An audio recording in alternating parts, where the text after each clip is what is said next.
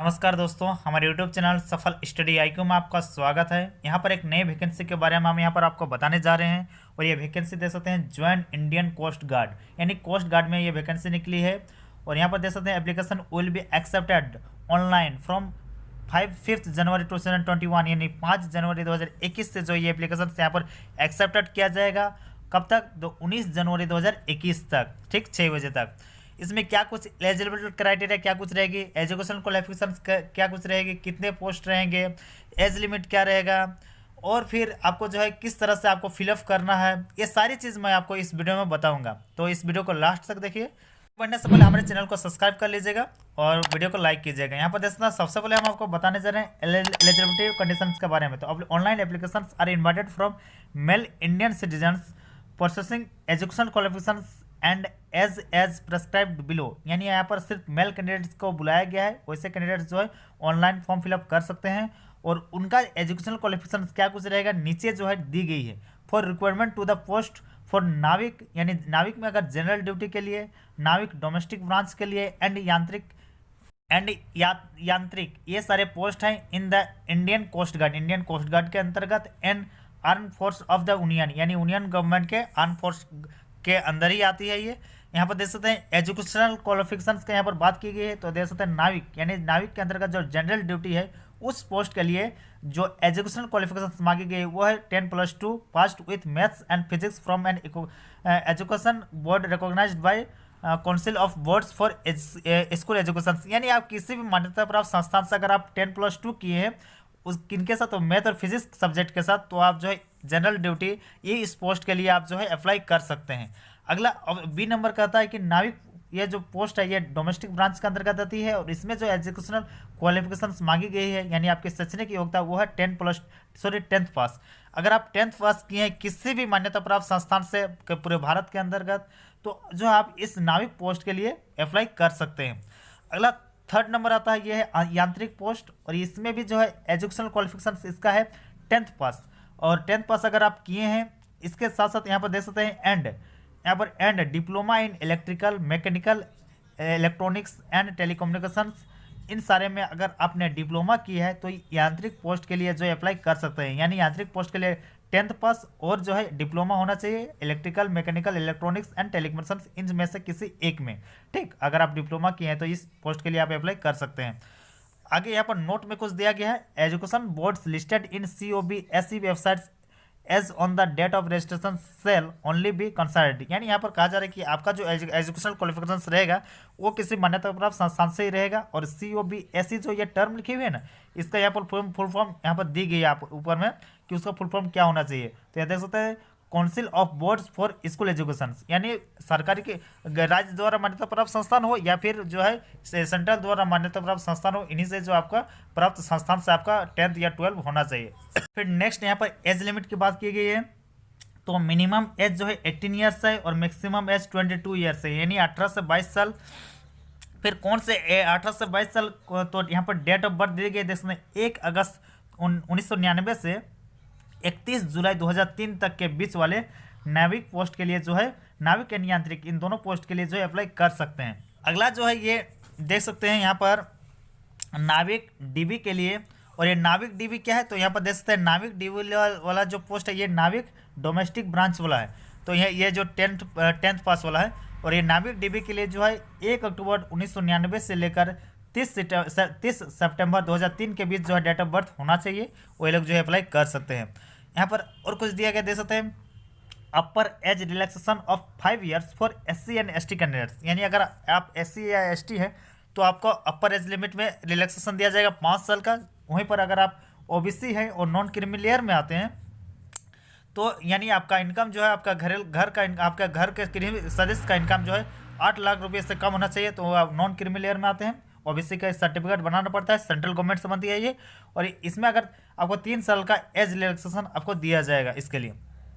आगे यहाँ पर देख सकते हैं vacancy, the number of post for category wise requirement as are follows, मतलब नीचे यहाँ पर दी गई है कैटेगरी वाइज कहाँ पर कितने पोस्ट हैं। तो यहाँ पर देख सकते हैं नाविक यानी जनरल ड्यूटी वाले के लिए टोटल जो पोस्ट है 260 है, जिसमें बांटा गया है यानी जनरल के लिए 114 और ईडब्ल्यूएस यानी इकोनॉमिकल वीकर क्लासेस, और इन यहाँ पर दे सकते हैं आर्थिक कमजोर वर्ग के लिए जो है 33 और ओबीसी के लिए 83, एसटी के लिए 7 और एससी के लिए 23, कुल मिलाकर हो जाता है टोटल 260।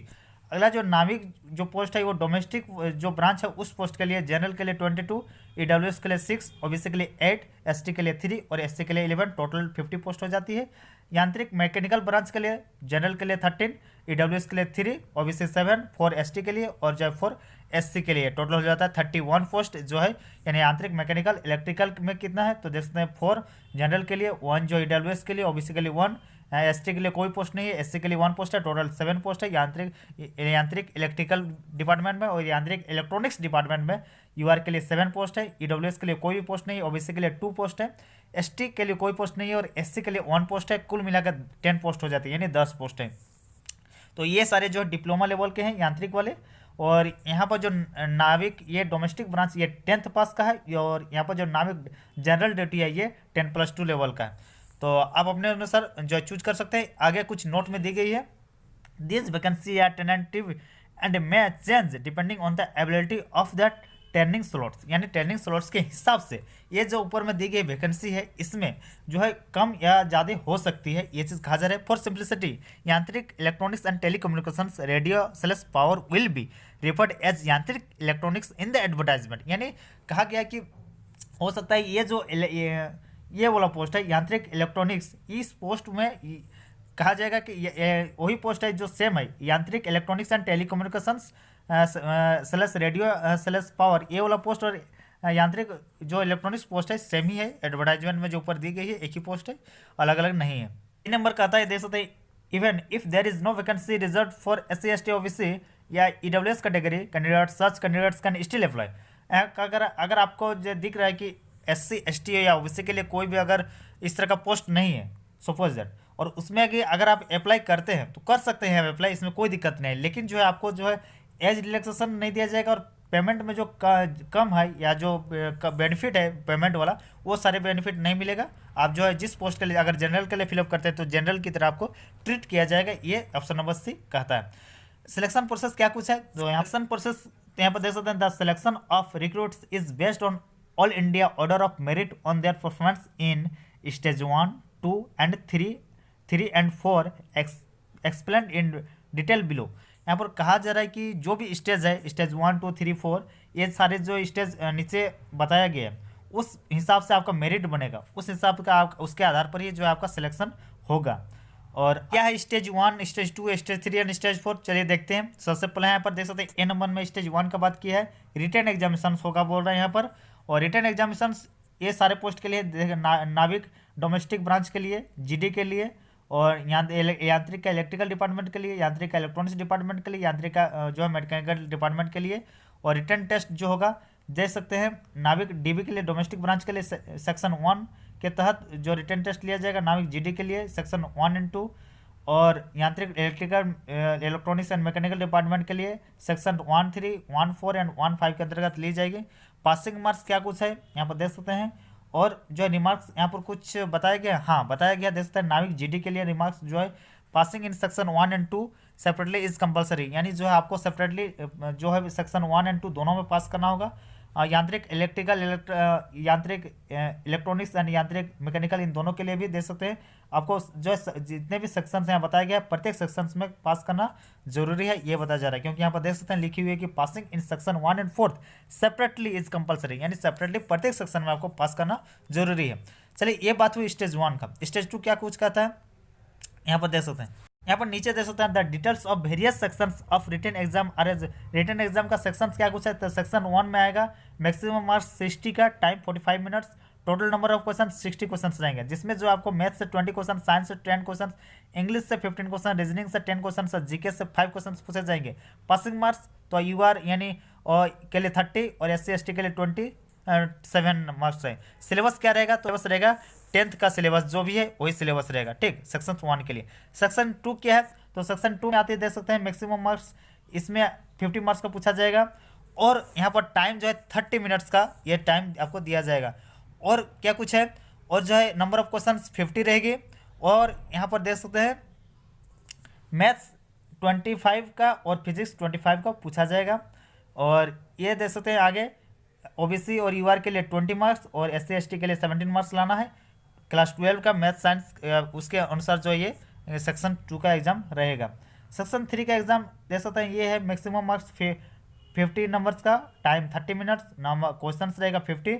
और इलेक्ट्रिकल इंजीनियरिंग में जो है 50 मार्क्स, ये 50 नंबर का पूछा जाएगा इलेक्ट्रिकल इंजीनियरिंग से ही सेक्शन 3 के अंतर्गत, ठीक। क्योंकि देखा जाएगा कि ये जो इलेक्ट्रिकल इंजीनियरिंग वाला आपको मैं दिखा लेता हूँ, आपको दिक्कत ना हो। इलेक्ट्रिकल में सेक्शन 1 तो पूछेगा या 3 भी पूछेगा, ठीक। तो इस तरह से यहाँ पर तो 3 में यानी आपको इलेक्ट्रिकल का डिपार्टमेंट है, डिप्लोमा किया तो इलेक्ट्रिकल का 50 मार्क्स का पूछेगा। आपका इलेक्ट्रॉनिक्स है तो इलेक्ट्रॉनिक्स का पूछेगा। और फिर अगर आपका मैकेनिकल है, सॉरी आपका इलेक्ट्रॉनिक्स इलेक्ट्रिकल मैकेनिकल है तो मैकेनिकल का पूछेगा, देख सकते हैं 50 मार्क्स का। और पासिंग मार्क्स भी दी गई है। डिप्लोमा क्या जो सिलेबस है उसी के आधार पर ये सारे पूछे जाएंगे, जैसे diploma level electrical, diploma level electronics, और यहाँ पर डिप्लोमा लेवल का मैकेनिकल का क्वेश्चंस पूछे जाएंगे। और ये 50 क्वेश्चंस रहेगी। यहाँ पर नोट में क्या कुछ दिया हुआ है, the questions paper for section 1, 2, 3, 4 and 5 will be objective type, यानी ऑब्जेक्टिव टाइप क्वेश्चंस पूछा जाएगा। ये मतलब आपको टिक मारना है, एमसीक्यू क्वेश्चंस रहेंगे। और यहाँ पर the candidate has to choose the correct options, यानी आपको से करेक्ट ऑप्शन को चूज करना होगा। There is no negative marking in the written examination test, यानी जो है यहाँ पर रिटन एग्जामिनेशन इस टेस्ट में कोई भी नेगेटिव मार्किंग नहीं है। ये बहुत बड़ी अच्छी बात है। The detail syllabus for the section 1, 2, 3 and 4 and 5, ये सारी चीज़ आपको ICG के वेबसाइट में दे दिया गया क्या कुछ सिलेबस है, ठीक। ये भी सारी चीज़ दे दी गई है। फिर आगे अगर सेम मार्क्स होता है टाई कंडीशंस में क्या कुछ होगा, तो candidates scoring more marks in section 1, जिसका सेक्शन 1 में ज़्यादा मार्क्स है उसको ज़्यादा प्रेफरेंस मिलेगा। कैंडिडेट जिसका 12 में ज़्यादा मार्क्स है उसको प्रेफरेंस मिलेगा।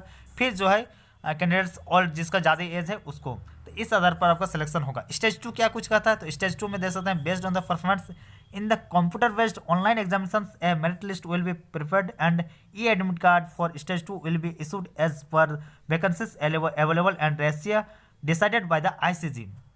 यानी जो है यहाँ से स्टेज नंबर 2 कहता है कि कंप्यूटर बेस्ड ऑनलाइन एग्जामिनेशंस लिया जाएगा और इसके लिए आपका ई एडमिट कार्ड आ जाएगा स्टेज 2 के लिए, और ये इशू किया जाएगा जो ICG यानी इंडियन कोस्ट गार्ड के द्वारा, ठीक। यहाँ पर बाद में दे सकते हैं। वैसे if the candidate is shortlisted for stage 2, अगर आप स्टेज 2 के लिए शॉर्टलाइज्ड हो जाते हैं, यानी आपका चयन हो जाता है स्टेज 2 के लिए, उसके बाद आपको कुछ एक्स्ट्रा देख सकते हैं कुछ डॉक्यूमेंट्स अपलोड करना होगा, एडिशनल डॉक्यूमेंट्स एज मेंशन, जैसे पारा 6 में बताया गया है। ये भी मैं आपको आगे यहाँ पर देख सकते हैं फिजिकल फिटनेस टेस्ट का किया गया है। और फिजिकल फिटनेस टेस्ट में कैंडिडेट्स अंडरगोइंग PFT यानी physical fitness test will go so at their own risk, अपने रिस्क पे आप जो फिजिकल फिटनेस टेस्ट देंगे। ये कहा जा रहा है all candidates are advise to be position of sport rig, suit, T-shirt and trouser, और ये सारी चीज़ खुद आपको रखने बोल रहा है। जैसे स्पोर्ट्स जो है टी-शर्ट हुआ और शू हुआ, ट्राउजर हुआ, ये सब को खुद लाना है। हाँ, फिजिकल फिटनेस में क्या कुछ लिया जाएगा, तो 1.6 किलोमीटर रन 7 मिनट में, 7 किलोमीटर जो 1.6 किलोमीटर आपको दौड़ना होगा।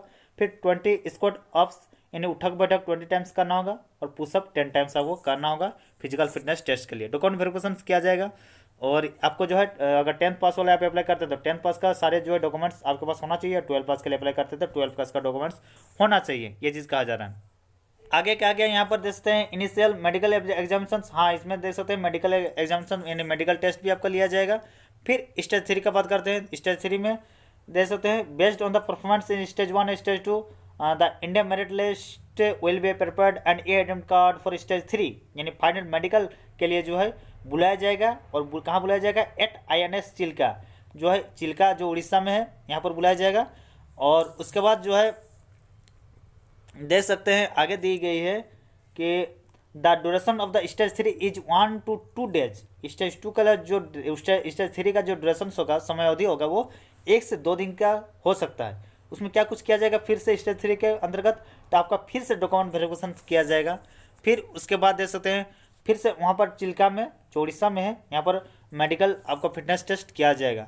उसके बाद submission of original document, police verifications and other associated forms, यानी आपको पुलिस के द्वारा वेरिफिकेशंस ये सारी चीज़ें जो है आगे की जाएगी। फिर स्टेज 4 कहता है कि the candidates are to submit all the original documents and verifications of all original documents through boards and universities and state governments will be carried out by the Indian Coast Guard। यानी यहाँ पर कहा जा रहा है आपका जितने भी, अगर आप 10th पास किए हुए तो 10th पास का ओरिजिनल डॉक्यूमेंट्स, और अगर 12 पास किए तो 12 पास का ओरिजिनल डॉक्यूमेंट्स आपको जो है ले जाना होगा, ठीक, carried out by the Indian coast, ठीक। और हो सकता है कि वो ले और candidates will be terminated for service if document are reported as not genuine by respected boards and. अगर आप जो जमा किए हैं वो डॉक्यूमेंट्स अगर आप जिस संस्थान से किए हैं वो अगर उसमें कुछ फर्जी निकलता है तो हो सकता है आपको निकाल दिया जाए, ऐसा कुछ कहा जा रहा है। हाउ टू अप्लाई कैसे करना है, तो ऑनलाइन अप्लाई करना है 5 जनवरी 2021 से 19 जनवरी 2021 के बीच। आपका जो है क्या कौन सा साइट रहेगा, तो देख सकते हैं jointindiancoastguard.cdsc.in पर। और ये सारी चीज़ अगर नहीं जा सकते तो हमारे डिस्क्रिप्शन बॉक्स में इसका लिंक मैं दे दूंगा ऑफिशियल साइट का। और the candidates can apply only 1 post, that is either नाविक डीबी और नाविक जीडी और यांत्रिक मैकेनिकल। यानी कैंडिडेट्स ऐसा नहीं कि आप मैट्रिक पास है और फिर 12 भी पास है तो मैट्रिक पास वाला में भी अप्लाई कर दिए, ऐसा कुछ नहीं है। आपको बस एक पोस्ट के लिए जो है अप्लाई करना है, ये कहा जा रहा है। The candidature of candidate will be cancelled if multiple applications are applied by the candidate. अगर आप एक से ज़्यादा अगर अप्लाई कर देते हैं, हो सकता है कि आपका कैंडिडेचर को रद्द कर दिया जा सकता है, यहाँ पर बताया जा रहा है। फॉर मोर देन 1 पोस्ट, अगर एक से ज़्यादा पोस्ट के लिए अप्लाई करते हैं, रिस्पॉन्स टू द एडवर्टाइजमेंट में जैसे दी गई है उसके अनुसार online application will be further scrutinized for eligibility and may be rejected at the any stage if found ineligible in any respect. अगर किसी भी स्टेज में अगर आपको लगता है कि आपके जो भी क्वालिफिकेशन एजुकेशन क्वालिफिकेशन से कुछ भी त्रुटि है, अगर कुछ उस तरह से निकलती है फर्जी, तो आपका किसी भी स्टेज पे आपको छांटा जा सकता है, फाइनल स्टेज में भी पहुँच के भी, ये चीज़ कहा जा रहा है। तो बहुत ही सख्त हिदायत है कि डॉक्यूमेंट में किन्हीं भी तरह से कोई फर्जी नहीं होना चाहिए। और ये सारी चीज़ दी गई है, बहुत लंबी चौड़ी हो जाएगी वीडियो। आपको जो मैं ये जो नोटिफिकेशन है हमारे डिस्क्रिप्शन बॉक्स में दे दूंगा। आपको एग्जामिनेशन का सिटी आपको 5 सिटी चूज करने का ऑप्शन दिया जाएगा, उसी 5 में से किसी एक में आपको पहुंचना है। और एग्जाम का डेट लगभग जो है मार्च 2021 और मार्च अप्रैल उस सब में ही होगी, देख सकते हैं। आपको डेट जो है आप नीचे देख लीजिएगा, मैं बार बार बोल रहा हूँ, ये जो सारे एडवर्टाइजमेंट है इस एडवर्टाइजमेंट को मैं अपने जो डिस्क्रिप्शन बॉक्स में दे दूंगा, आप खुद से भी जानकारी ले लीजिएगा। मैंने जो खुद बड़ा लंबा चौड़ा ये बता दिया हूँ। यहाँ पर कुछ हाइट वेट के बारे में बताया गया है कि मेडिकल स्टैंडर्ड क्या कुछ होना चाहिए। हाइट जो आपका देख सकते हैं 157 सेंटीमीटर होना चाहिए, ये चीज़ यहाँ पर बताई गई है। देख सकते हैं हाइट के लिए मिनिमम आपका 157 सेंटीमीटर होना चाहिए। और जो रेशियो में आपका चेस्ट होना चाहिए, कैसा कुछ होना चाहिए। वेट के लिए बताया गया है वेल जो रेशियो में होना चाहिए, ऐसा नहीं कि बहुत ज़्यादा मतलब कम ज़्यादा नहीं होना चाहिए। और हियरिंग एबिलिटी नॉर्मल रहना चाहिए, उसमें भी गई है। और दोस्तों ज़्यादा से ज़्यादा शेयर कीजिएगा, लाइक कीजिएगा इस वीडियो को, सब्सक्राइब करेगा हमारे चैनल को। धन्यवाद।